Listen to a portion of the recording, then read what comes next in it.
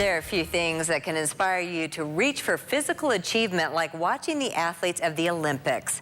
Many of those athletes began competing after watching the games.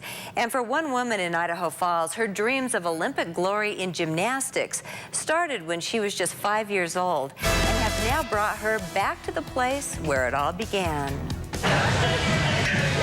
Almost every day is busy at the Idaho Falls Training Center. It is one of the largest and oldest gyms in Idaho. Kayla Butler is the head coach, and while she's only 27 years old, she already has 2 decades of experience. This has been my home since I was 5 years old and 27 now, so it's been a while. I started gymnastics in a little garage gym that my mom coached at when I was 5, I think, and then the highest thing they taught was about like a back handspring.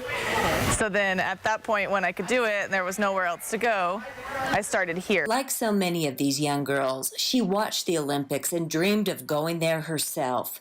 But eventually, her goals changed. I think that's really why everyone starts with gymnastics, is they see an Olympian on TV and that's what they want to do.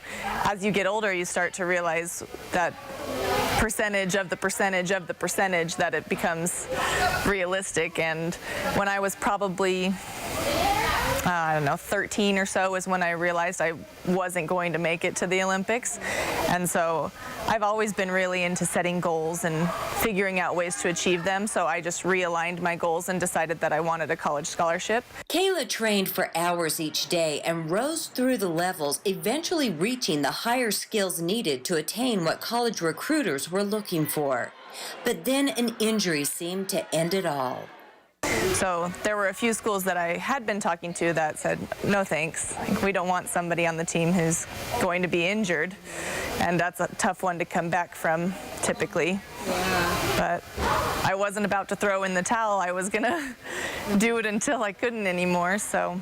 She was determined to continue, and she not only healed, but made it to nationals. I had a great competition. I think I finished like 15th in the nation. I was top 10 on a couple of events and just had a really, really good meet.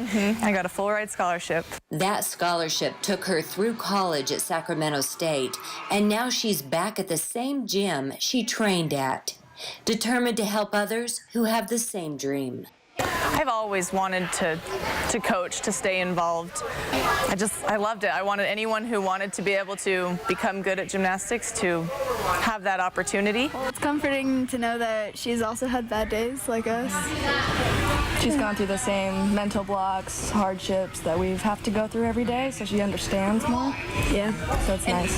While Kayla is no longer training herself, she is still setting goals. The goal now is to change the percentage of gymnasts who start gymnastics and want to get a scholarship to actually be able to get one.